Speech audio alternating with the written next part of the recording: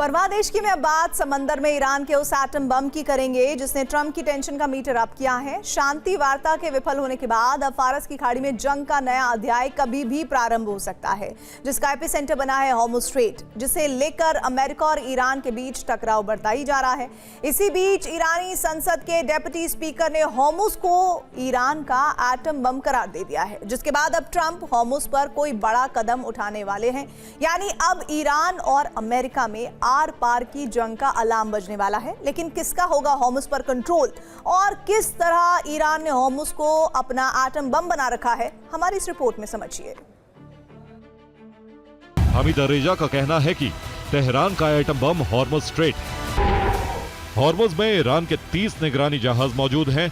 सभी शिप पर 300 से 500 मिसाइलें तैनात। ईरान ड्रोन के जरिए भी हॉर्मुज़ की लगातार निगरानी कर रहा है। 4000 स्पीड बोट को भी हॉर्मुज़ स्ट्रेट में उतारा गया है, जिनमें 1500 बोट खतरनाक हथियारों से लैस है। सिर्फ इतना ही नहीं, ईरान ने 18 से 20 सबमरीन मिसाइल लॉन्चर भी हॉर्मुज़ के निगरानी में उतार दिए। हॉर्मुज़ कब्जे की नीति ट्रंप के लिए कितनी बड़ी चुनौती है, तो उसे भी समझ लीजिए।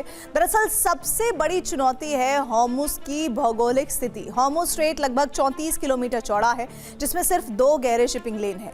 दोनों तरफ ईरानी तट और द्वीप है। वहीं दूसरी चुनौती है समर्थन का अभाव।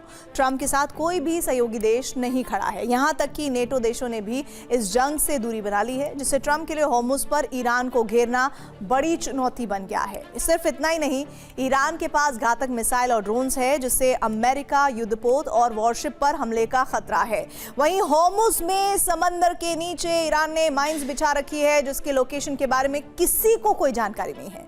इसमें वहां ऑपरेशन को अंजाम देना ट्रंप के लिए बड़ी चुनौती साबित होने वाला है, जिसमें पहला प्लान है माइन हंटिंग, यानी ढूंढना और नष्ट करना, जिसके लिए हाई रेजोल्यूशन सोनार का इस्तेमाल किया जाएगा। समंदर में लगाई गई माइंस की पहचान की जाएगी। पहचान होते ही सी ड्रोन से हमला होगा।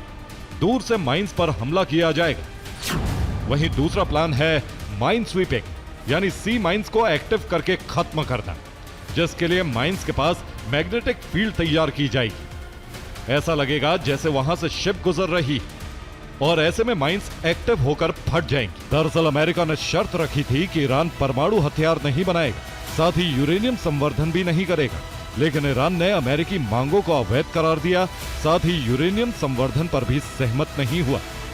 ईरान का कहना है कि अमेरिका की मांगे अनुचित थी, क्योंकि वो परमाणु हथियार नहीं बनाने की गारंटी तो देने को तैयार हैं, लेकिन शांतिपूर्ण परमाणु ऊर्जा के अधिकार यानी right to enrichment under NPT को नहीं छोड़ेगा।